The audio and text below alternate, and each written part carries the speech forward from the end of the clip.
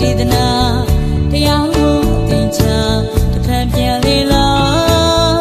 အဆုံးသတ်တဏှာကိုပြုသမျှကိုဝေးပြေရမှာမအိုငယ်မနာခင်မတိခင်ချိန်လေးမှာချူတင်ငါပဲကောင်းမှုကုသိုလ်ရှာမလားသိပြီးဘဝနောက်ကလာတမလူရေးစီချမ်းသာစရာဖျောင်းဒေသနာတရားဟော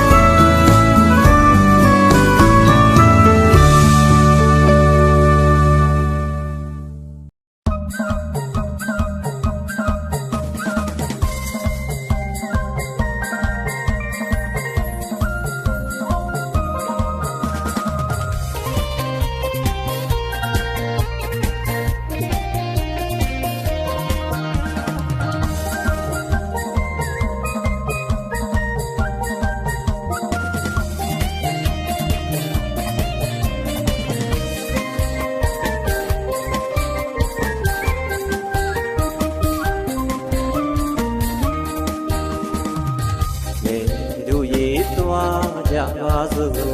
အလူပွဲကိုဝိုင်းဝန်းမလို့မုံမြတ်တဲ့လုံအားနေတာတော့ညွာတလေးနာယုံညာနိဗ္ဗာန်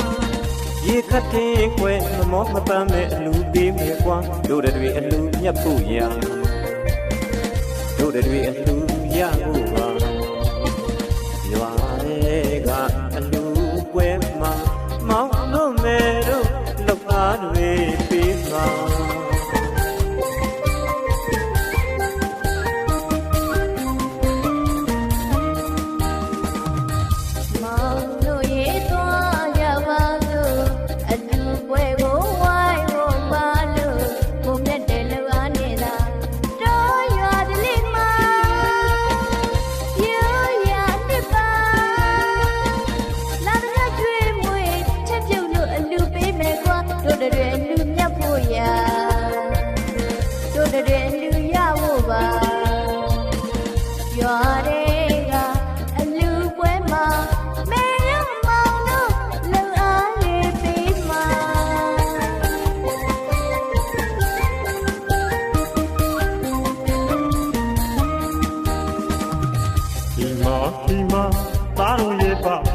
ပြောနေပါဒီမှာသမီးတို့ရဲ့ဗပြောမှာ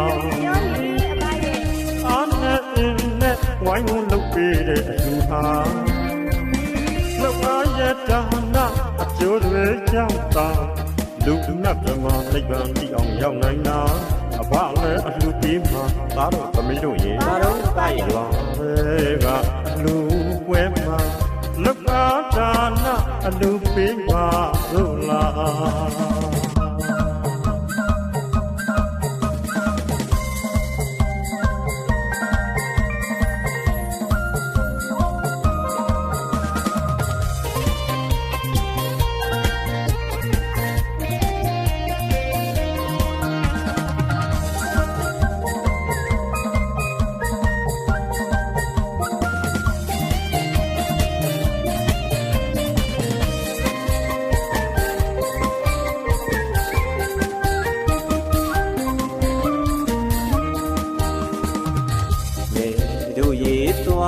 ကြပါစို့အလူပွဲကိုဝိုင်းဝန်းမလို့မုံမြတ်တဲ့လုံအားနေတာတော့ညွာတလေးနာယုံညာနိဗ္ဗာန်ရေခတ်တဲ့ခွဲမမောမပန်းမဲ့အလူပေးမယ်ကွာတို့တွေအလူမြတ်ဖို့ရတို့တွေအလူရဖို့ပါရွာလေးကအလူပွဲမှာမောင်တို့မဲ့တို့လောက်အားတွေပေးမှာ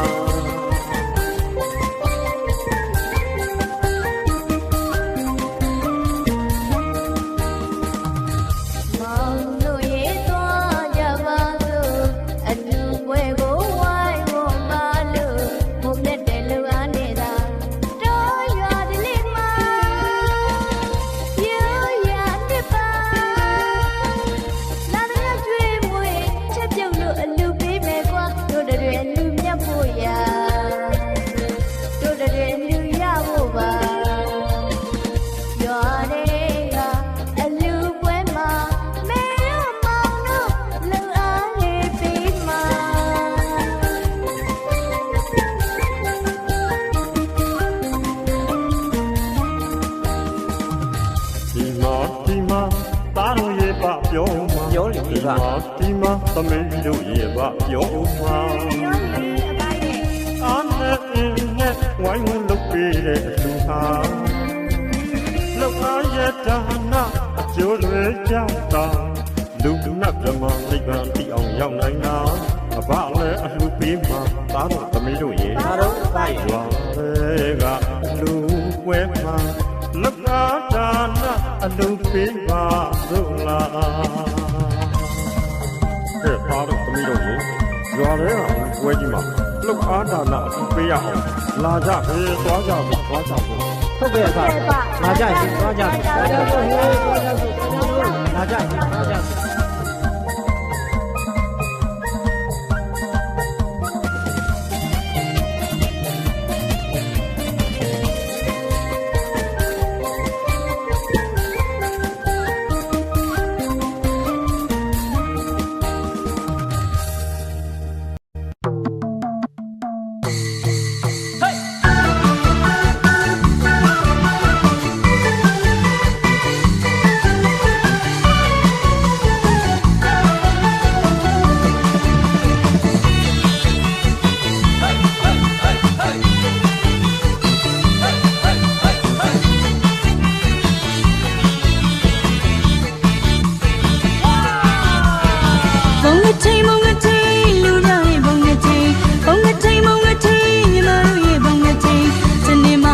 တဲ့ချိန်ဘုံချိန်မသိရ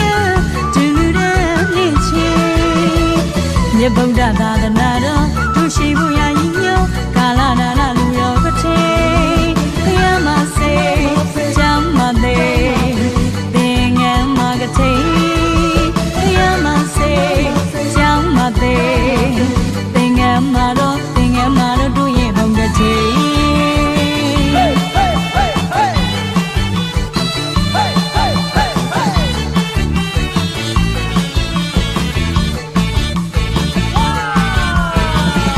ထေဘုံကထေလူရရဲ့ဘုံကထေဘုံကထေညီမတို့ရဲ့ဘုံကထေစနေမတခါတည်းဘုံကထေနဲ့တည်ရဒူလူတဲ့လေးချေမြတ်ဗုဒ္ဓသာသနာတော်ဒုရှိဖို့ရည်ညွှန်းကာလနာနာလူရောကထေခရမစေ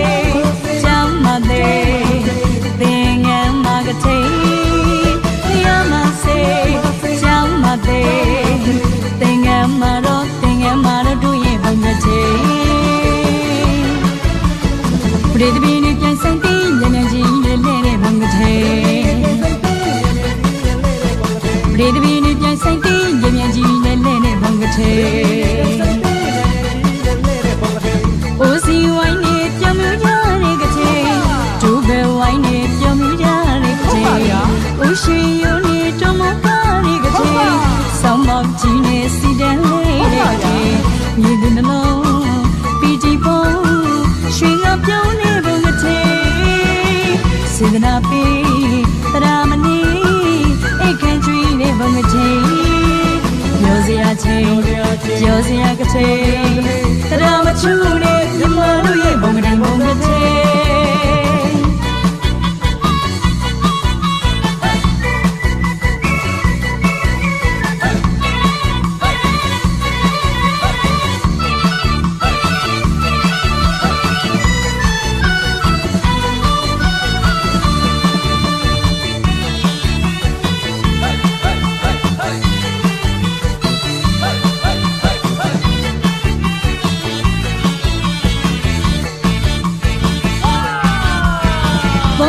ဘုံကထေလူရရဲ့ဘုံကထေညီမတို့ရဲ့ဘုံကထေစနေမတခါတည်းချိန်ဘုံကထေနဲ့တည်ရဒူလူတဲ့လေးချေ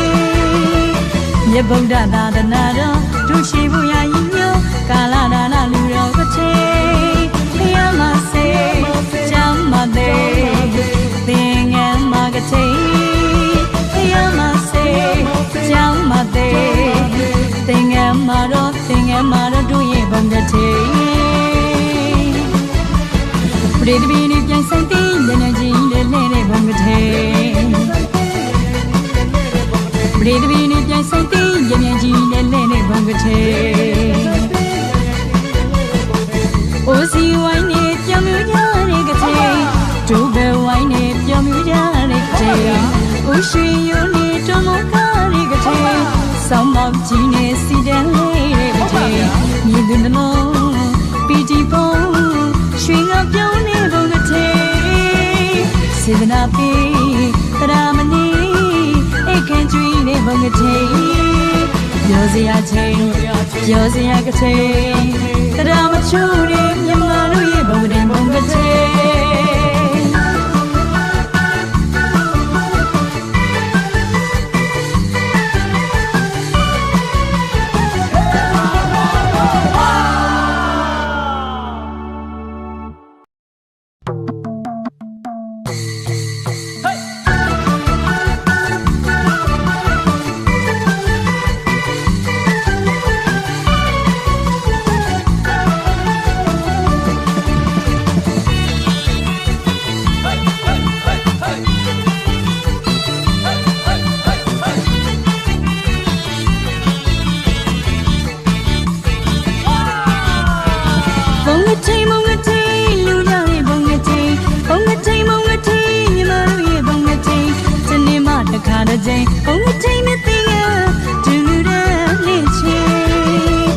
မြတ်ဗုဒ္ဓသာသနာတော်ဒုရှိဖို့ရည်ညွှန်းကာလနာနာလူရောကထေခရမစေချမ်းမသေးသင်ငယ်မကထေခရမစေချမ်းမသေး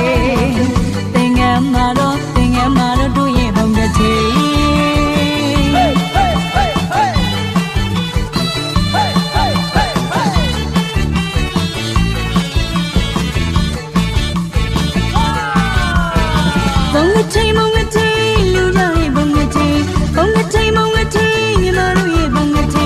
စနေမတခါတစ်ချိန်ဘုံငချိနဲ့တည်ရဒူလူတဲ့လင်းချေမြတ်ဗုဒ္ဓသာသနာတော်ဒုရှိဖို့ရာညီညွတ်ကာလနာနာလူတော်တစ်ချိန်ဖျားမစေကြောင်းမသေးသင်ငယ်မကတိဖျားမစေကြောင်းမသေးသင်ငယ်မတော်တို့ရဲ့ဘုံတစ်ချိန်ပရိသတ်ပြည်နဲ့ပြန်ဆိုင်တဲ့ညနေကြီးနဲ့လဲတဲ့ဘုံတစ်ချိန်ပရိသတ်ပြည်နဲ့ပြန်ဆိုင်တဲ့ညမြန်ကြီးနဲ့လဲတဲ့ဘုံတစ်ချိန်အိုစီဝိုင်းနဲ့ပြောင်းမြူကြတဲ့ကချိန်ဒူဘဲဝိုင်းနဲ့ပြောင်းမြူကြတဲ့ကချိန်အိုရှိယိုနဲ့တုံးမကားတဲ့ကချိန်ဆောင်းမောက်ကြီးနဲ့စီတန်းလေးတဲ့ကချိန်မြည်တဲ့နှလုံးပီတီပုံရွှေငါပြောင်းနေဘုံတစ်ချိန်စေတနာပေးတရာမနီအိတ်ခန့်ကျွေးနေဘုံတစ်ချိန်ပြောစရာချိန်ပြောစရာကချိန်တရာမချူနဲ့မြမတို့ရဲ့ဘုံကတိုင်းဘုံတစ်ချိန်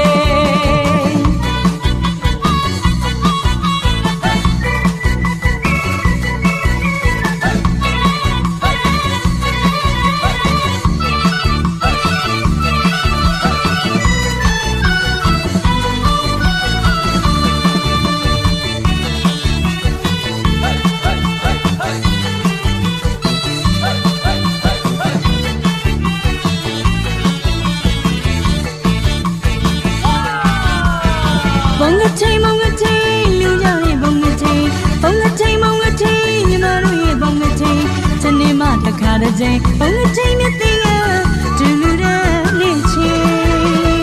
မြတ်ဗုဒ္ဓသာသနာတော်ဒုရှိဖို့ရာညီညွတ်ကာလနာနာလူတော်ကချိန်ဖျားမစေကြောင်းမသေးသင်ငယ်မကချိန်ဖျားမစေကြောင်းမသေးသင်ငယ်မတော်တို့ရဲ့ဘုံတစ်ချိန်ပရိသတ်ပြည်နဲ့ပြန်ဆိုင်တဲ့ညနေကြီးနဲ့လဲတဲ့ဘုံတစ်ချိန်ပရိသတ်ပြည်နဲ့ပြန်ဆိုင်တဲ့ညမြန်ကြီးနဲ့လဲတဲ့ဘုံတစ်ချိန်အိုစီဝိုင်းနဲ့ပြောင်းမြူကြတဲ့ကချိန်ဒူဘဲဝိုင်းနဲ့ပြောင်းမြူကြတဲ့ကချိန်အိုရွှေယိုနဲ့တုံးမကားတဲ့ကချိန်ဆောင်းမောက်ကြီးနဲ့စီတန်းလေးတဲ့ကချိန်မြည်သူနှလုံးပီတီပုံရွှေငါပြောင်းနေဘုံတစ်ချိန်စေတနာပေးတရာမနီအိတ်ခန့်ကျွေးနေဘုံတစ်ချိန်ပြောစရာချိန်ပြောစရာကချိန်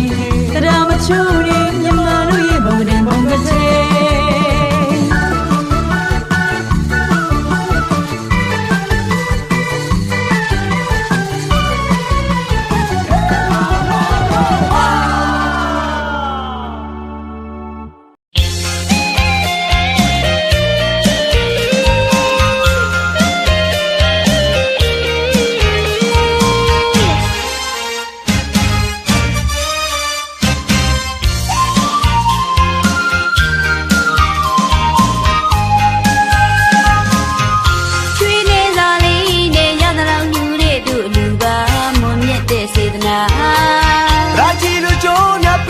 ပြောလို့ရွှင်လို့မဆုံးနိုင်မှာလူတို့မြတ်တဲ့ဘာဝနာဘွားနဲ့ကြပါကုသိုလ်ရှိသူပါ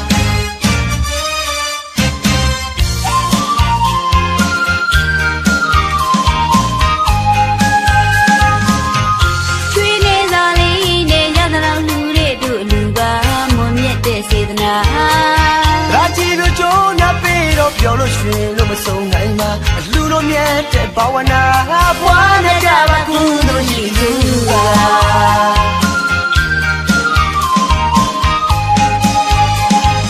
ခုလေးလူနောင်လေးလူဘဝဆက်ဆက်လူ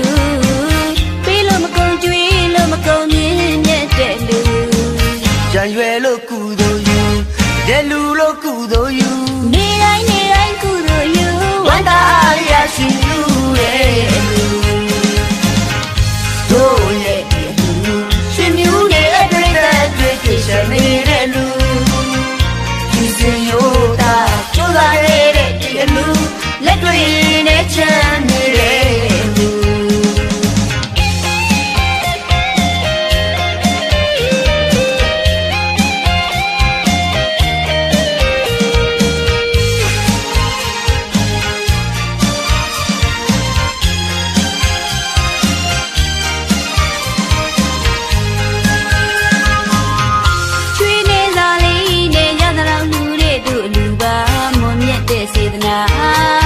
ရာချီလိုကြိုးငါပေးတော့ပြောလို့ရွှင်လို့မဆုံးနိုင်မှာအလူလိုမြတ်တဲ့ဘာဝနာဘွားနဲ့ကြပါကုသိုလ်ရှိသူ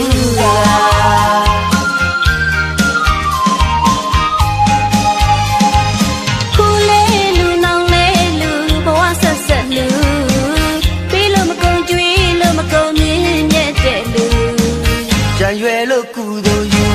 တဲ့လူလို့ကုသိုလ်ယူ နေတိုင်းကုသိုလ်ယူဝမ်းသာအားရရှိယူရဲ့လူ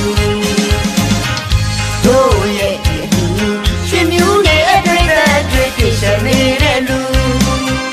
သူစင်ရိုးတာကြိုးစားခဲ့တဲ့ဒီအလူလက်တွေနဲ့ချမ်းနေတဲ့လူခုလေးလူနောင်လေးလူဘဝဆက်ဆက်လူပြီးလို့မကုန်ကြွေးလို့မကုန်မြင့်မြတ်တဲ့လူ ကြံရွယ်လို့ကုသိုလ်ယူတဲ့လူလို့ကုသိုလ်ယူ နေတိုင်းကုသိုလ်ယူဝမ်းသာအားရရှိယူရဲ့လူတို့ရဲ့လူရှင်မြူးနဲ့အတွေ့အကြုံတွေရှင်းနေတဲ့လူသူစင်ရိုးတာကြိုးစားခဲ့တဲ့ဒီအလူလက်တွေနဲ့ချမ်းနေတဲ့လူ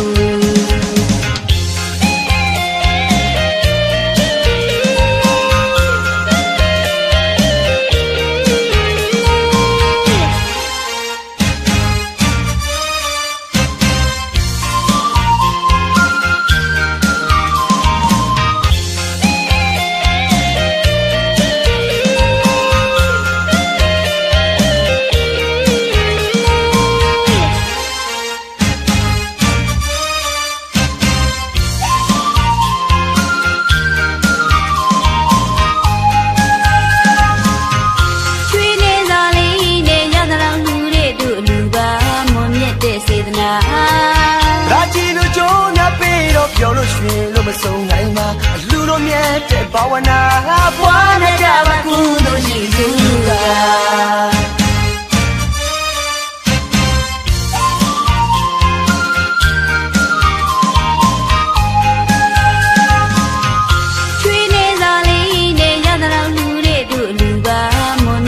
စေတနာ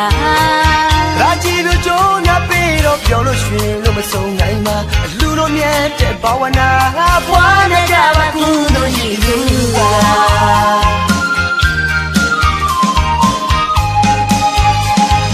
ခုလေးလူနောင်လေးလူဘဝဆက်ဆက်လူပြီးလို့မကုန်ကြွေးလို့မကုန်မြင့်မြတ်တဲ့လူ ကြံရွယ်လို့ကုသိုလ်ယူတဲ့လူလို့ကုသိုလ်ယူ နေတိုင်းကုသိုလ်ယူဝမ်းသာအားရရှိယူရဲ့လူတို့ရဲ့လူရှင်မြူးနဲ့အတွေ့အကြုံတွေရှင်းနေတဲ့လူသူစင်ရိုးတာကြိုးစားခဲ့တဲ့ဒီအလူလက်တွေနဲ့ချမ်းနေတဲ့လူ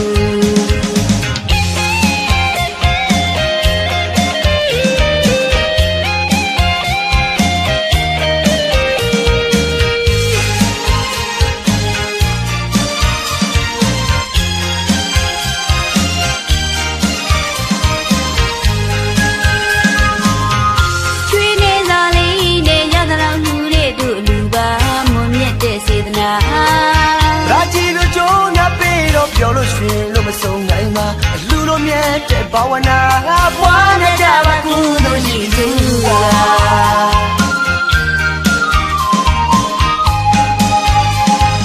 ခုလေးလူနောင်လေးလူဘဝဆက်ဆက်လူပြီးလို့မကုန်ကြွေးလို့မကုန်မြင့်မြတ်တဲ့လူ ကြံရွယ်လို့ကုသိုလ်ယူတဲ့လူလို့ကုသိုလ်ယူ နေတိုင်းကုသိုလ်ယူဝမ်းသာအားရရှိယူရဲ့လူတို့ရဲ့လူရှင်မြူးနဲ့အတွေ့အကြုံတွေရှင်းနေတဲ့လူ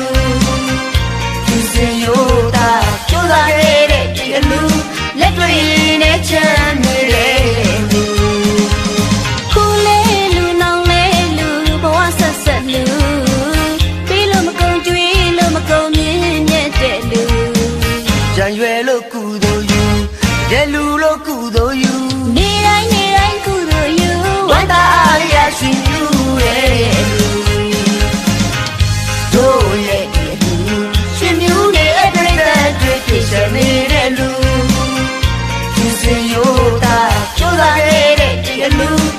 ရင်နဲ့ချမ်းမြေတဲ့လူ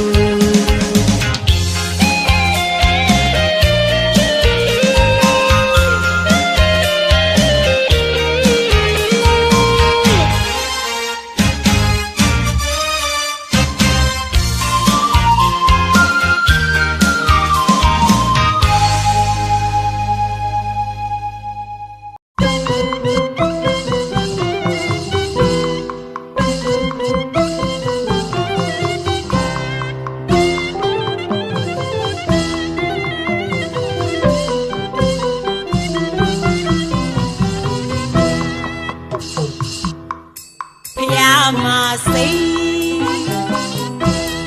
ကြောင်းမသိစွမ်းမပိတင်ငါပါရကထိန်ကထိန်ကထိန်ကထိန်ဘောရမူရွာရဲ့စုပေါင်းမဟာဘုံကထိန်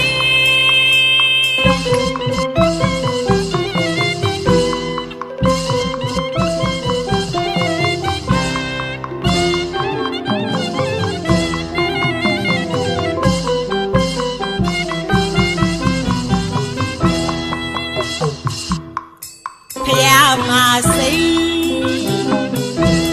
ကြောင်းမသိစွမ်းမပိတင်ငါပါရကထိန်ကထိန်ကထိန်ကထိန်ဘောရမူရွာရဲ့စုပေါင်းမဟာဘုံကထိန်ဒီနေ့မှတလားမှတရက်ထိန်ဒီကြောင်းမှတစ်ချိန်တမက်ကာလလူရရသည်ညက်လာတော့ဒီကထိန်မိခင်ရင်လုံးမတောင်းလို့မရတဲ့မြတ်တော်ဒီကထိန်တရားဖွင့်ပေးလူရတဲ့ပေါင်းစုဟာဘုံကထိန်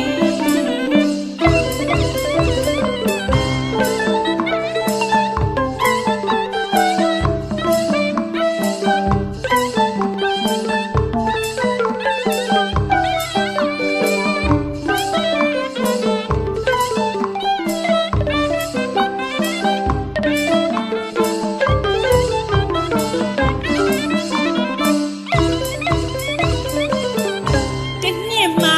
တလားမှတရက်ထဲဒီကြောင်မှတစ်ချိန်တမက်ကာလလူကြရသည်မျက်လာတော့ဒီကထိန်မိခင်ရင်တော့မှတောင်းလို့မရတာမြတ်တော့ဒီကထိန်တရားဖွင့်ပေးလူကြတဲ့ပေါင်းစုဟာဘုံကထိန် ဖယားအစူအရိယာသူတော်ကောင်းအပေါင်းတို့ခိုင်မြေရီရာကောင်းလာရီရာနောက်ကမြတ်ဟာချီးမွမ်းခဲ့ကြတာအာနိဒီငါးပါးရဟန်းတော်မှာခိုင်မြေဒီပမာအများနဲ့မတူတမှုထူးခြားကမ္မတရိကခလူတို့ရပြီရာစိတ်အကြံပေါ်ဒိဋ္ဌာနောနိဗ္ဗာန်ကိုမျှော်ဘောရမူရွာရဲ့ကောင်းသတိခါကကြုံ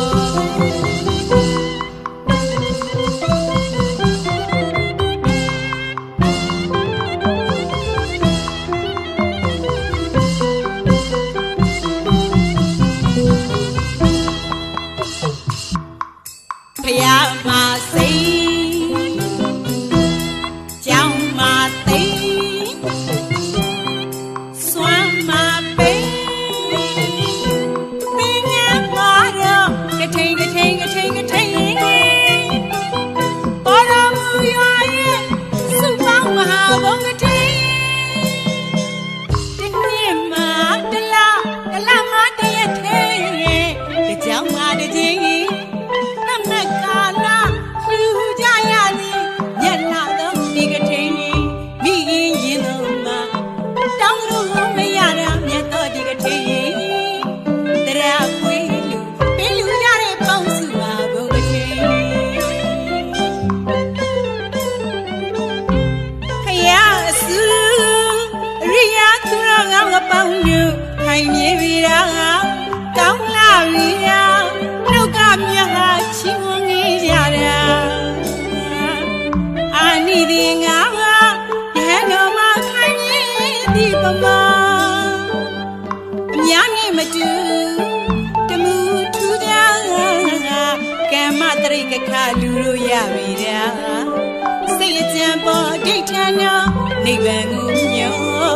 ပေါ်တော်မူရွာရဲ့ကောင်းတဲ့ခါက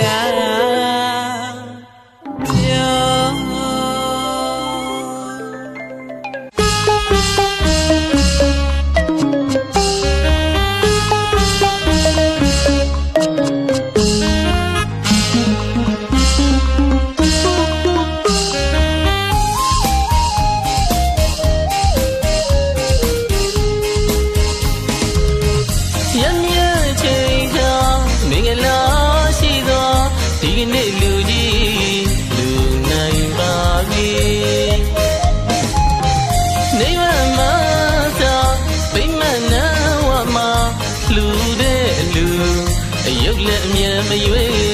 အလှူကြီးပေးလို့အောင်စီအောင်မောင်းတီးကလှူတဲ့အလှူအလှူတွေကလှူမကြီးလို့ပြောမဆုံးနဲ့ဒီအလှူ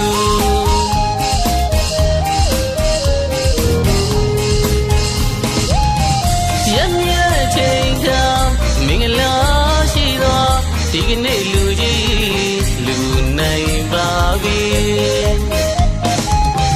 နေမမဗိမာန်နာဝမှာလှူတဲ့လှူအယုတ်လည်းအမြဲမရွေ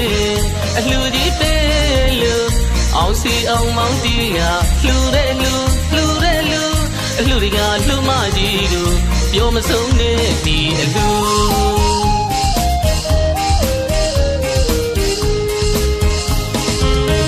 စိတ်တည်းတို့စုဆောင်ထားသမျှလှူလိုက်မှာတာရှည်လုံးလေသမီးနာသာချက်တည်းရှိသောအလှမင်္ဂလာကြွရောက်လာတဲ့များကအောင်စီအောင်မောင်းတီးကအလှတွေကလှမကြီးတို့ပြုံးမဆုံးတဲ့ဒီအလှသမီးချောင်းစီမောင်းတီးလို့လှနိဗ္ဗာန်ပစ္စည်းရောခေါ်တူလို့လူစေတနာတရားပြတ်သားလာဒီလူအောင်စီအောင်မောင်းတီးကလှူတဲ့လူအလှတွေကလှမကြီးတို့ပြောမဆုံးနဲ့ဒီအလှ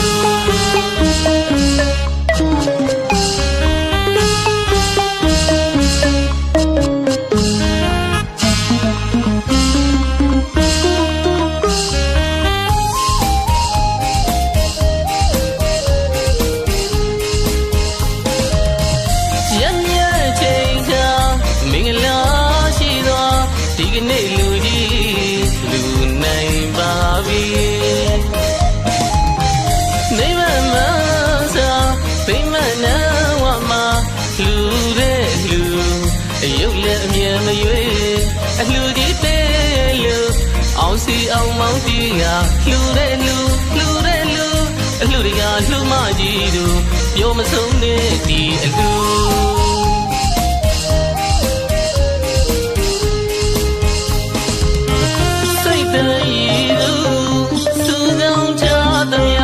လူလိုက်မှာတာရှည်လုံးလေ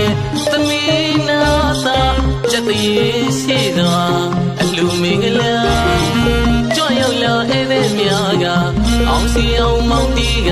အလှတွေကလှမကြီးတို့ပြောမဆုံးနဲ့ဒီအလှသမီးချောင်းစီမောင်းတီးလို့လူနိဗ္ဗာန်ပစ္စည်းရော